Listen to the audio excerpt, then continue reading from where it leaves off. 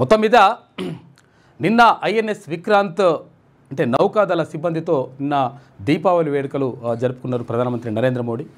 ఈ సందర్భంగా పాక్ను మోకాలపైన నడిపించడం 100% పాక్ పైన వేసినాం అనేటువంటి మాట చెప్పిండు.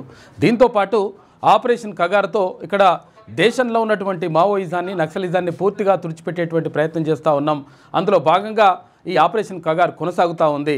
అయితే 139 జిల్లాల్లో ఉన్నటువంటి ఇప్పుడు మావోయిస్టులు ఇప్పుడు 11 జిల్లాలకే పరిమితం అయిపోయిండు అనేటువంటి మాటను కూడా నిన్న ప్రధాని మోడీ మాట్లాడిండు. అంటే మొత్తం మీద అక్కడ పాకిస్తాన్కి సంబంధించి తర్వాత ఇక్కడ మావోయిజానికి సంబంధించి అంతర్గత తీవ్రవాదం అనేటువంటి మాట మాట్లాడిండు ప్రధాని మోడీ. మొత్తం మీద నిజంగా ఒక రకంగా మావోయిస్టులకు గట్టి ఎదురుదెబ్బలు తగ్గుతున్నటువంటి పరిస్థితి కనిపిస్తూ ఉంది. అయితే దీనికి సంబంధించి కొంతమంది లొంగిపోతూ ఉంటే కొంతమంది మేము పోరాట పంద కొనసాగిస్తాం, మేము అడవుల్లోనే ఉంటాం అనేటువంటి మాటను కూడా చెప్తా ఉన్నారు.